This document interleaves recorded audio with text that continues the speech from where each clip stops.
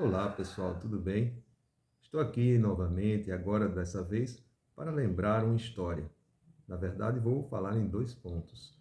Lembrar uma história que foi na antiguidade, a história de Roma. Não é interessante?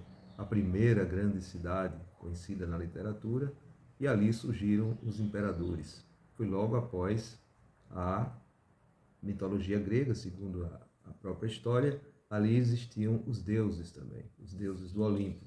Tanto que ficou na Itália, existe em Roma como estádio do Olympus, como monumentos históricos antigos daquela época. Então, há evidências de que tudo aquilo, que toda aquela história, evidências claras, tanto na físicas quanto preservados os nomes, os personagens. Mas o que eu vim contar é uma história engraçada. Tudo surgiu em Roma. Tudo surgiu daquela época. E Roma, todos sabem que foi uma invasão dos imperadores, invadiram terras e foram adotando o mesmo padrão de Roma em outras cidades, no mundo todo, começando ali no Mediterrâneo até chegar no Egito. Então, vamos contar, preciso lembrar apenas uma coisa, pouca gente sabe, mas já é um conhecimento. Existe em algumas literaturas essa abordagem. Roma foi inaugurado, segundo a literatura, em 756 a.C. Quer dizer, 756 a.C. foram 756 anos, é isso? Negativo, porque foi a contagem, eles zeraram o tempo. Vejam que coisa, que curiosidade.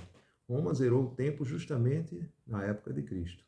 Então ele começou a zerar ali justamente para confundir os 3.000 anos que se completam. Como fizeram isso para confundir? Primeiro, zeraram o tempo e contaram e modificaram justamente o calendário. O calendário eram 10 meses. O calendário inicial eram de 10 meses. Vejam bem, naquela época de Cristo estava imperando o imperador César. Então, foi Júlio César e Augusto César imperando. Então, se vocês contarem na no tempo, 756 foi o tempo de Roma, tempo do que a cidade foi inaugurada, logo após a Guerra de Troia. A Roma foi inaugurada após a Guerra de Troia, e não aquela história de Rômulo e Remo, filhos de uma loba. Aquilo ali é um mito. E a verdade é que Roma foi inaugurada logo após a Guerra de Troia. Ali se acabou os gregos e troianos e surgiu os romanos. Então, foi uma mesma sociedade disfarçada que se passou a imperar uma cidade enorme, grande, para seguir para seguir de exemplo como metrópole. Então, o que eu quero dizer? Que essa contagem que foi para diminuir, na verdade, quando ele aumenta 2 meses no calendário, esse existe uma defasagem no tempo. Então, quando eles alteraram esse calendário, o calendário ficou da seguinte forma. Vejam bem, antes eram janeiro, fevereiro, março, abril, maio, junho. Não existia julho nem agosto. Junho. Então vinha setembro, que é 7, outubro, que é 8, novembro, que é 9, e dezembro, que é 10. Então terminava em 10. Eram 10 meses o calendário. Passou-se a ter julho e agosto em homenagem a Júlio César e Augusto César. Os 2 meses consecutivos colocaram 31 e tiraram de fevereiro 2 dias para compensar. Júlio César virou julho e Augusto César agosto. Então, veja se não faz sentido. E é justamente uma discórdia que há na Bíblia, inclusive, sobre o nascimento de Jesus. Foi 25 de dezembro, quando na verdade é dito que é 25 de dezembro, quando na verdade dezembro não era a época de colheita, mas outubro era a época de colheita. Então faz sentido que a própria Bíblia, ele nasceu em época de colheita, porque os animais estavam no estábulo, mas corrigindo o calendário na época que ainda não tinha se modificado, ele na verdade nasceu no dia 25 de outubro. Então outubro fazia sentido que era um mês de colheita, e não dezembro, como é dito hoje, porque eles alteraram e alteraram também, mantendo dezembro como o dezembro atual. Aí acrescentando 2 meses, dezembro estirou, passou 2 meses a mais. Ao invés de cair em outubro, caiu 2 meses à frente. Então não bate com o que está com o escrito bíblico, que ele nasceu na época de que havia colheita. Não era época de frio. Então, partindo, isso é um pequeno exemplo de como eles modificaram o calendário. Quais foram as intenções? Essa modificação, se você somar o período entre eles, que guerrearam entre eles, até a Guerra de Troia, onde se uniram, e quando nas invasões de Roma, onde César colocou os navios, e tem uma metáfora nessa história que conta que queimem-se os navios. Foi quando eles foram para a Inglaterra, para o Reino Unido. Então, dali em diante, eles se instalaram lá e por lá ficaram. Lá ficou sendo a central, embora Roma fosse um centro, fosse outro centro, mas um centro religioso. Então, o exército se dividia entre quando eles dominaram todo o Mediterrâneo. Então, por que eu conto essa história?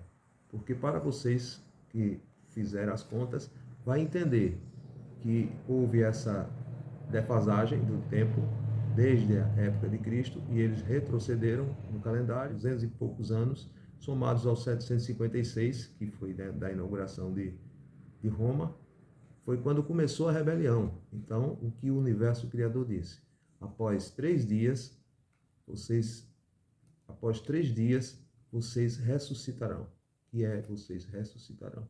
Vocês perderam a pureza. Vocês irão perder a pureza. E vocês não saberão quem são. Vocês serão o que os outros querem que seja. Serão dominados e não serão mais vocês. Quando a partir do momento que vocês forem libertos, após 3 dias, para Deus, para o universo, para o que você quiser chamar, serão a cada 1000 anos. Cada dia para o universo são 1000 anos.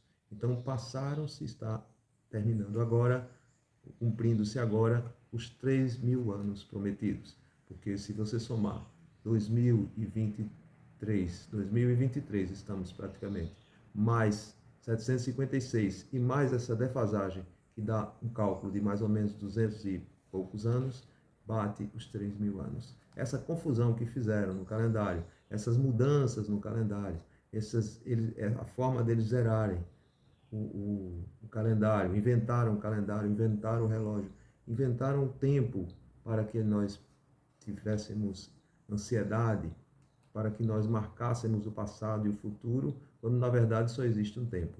E esse tempo é o agora, o presente precioso. O que eu vim falar para vocês é exatamente isso. É sobre algo muito pequeno, mas que tem um significado grande. A tradução de como eles manipularam o tempo e o porquê é importante saber disso. Porque justamente bate os 3000 anos após a rebelião. Houve a rebelião e foi dado esse prazo. E o prazo está encerrando-se para agora nós ressuscitarmos Jesus. Sou quem eu sou, que está dentro de cada um de nós. Vamos ressuscitar a nossa consciência. Vamos resgatar a nossa consciência, sabendo a verdade e sabendo quem somos nós, nosso poder, a nossa imaginação, usar a nossa imaginação e resgatar essa centelha, acender essa centelha que está aqui dentro, que está aqui no comando, que nós precisamos apenas dominar, ter consciência, colocar a mente no agora e esperar os mentores, esperar que as pessoas que estão acima hoje do poder desçam para socorrer os que mais precisam. E é dando que se recebe. Então vamos trabalhar, vamos concretizar o plano do universo, que é atingir a todos, acordar a todos com sabedoria, com inteligência, usando todos os planos que o nosso subconsciente vai dirigir. A partir do momento que você descobrir quem é você, que você trabalhar, que você fizer o beabá, porque existem mentores, existe a sua consciência, que a partir de agora vai buscar o desenvolvimento pessoal, entendendo que a sua mente é Deus, que você está dominado por Deus quando assim acessá-lo. Será dominado, será instruído e saberá falar a língua dele. Então, vamos atender ao nosso subconsciente. Vamos entender quem somos nós. Então, a partir desse momento, eu estou novamente repetindo. Vamos resgatar a nossa consciência. Temos mentores, temos a nossa própria mentoria quando nós acordarmos dessa ilusão. Obrigado a todos e até breve.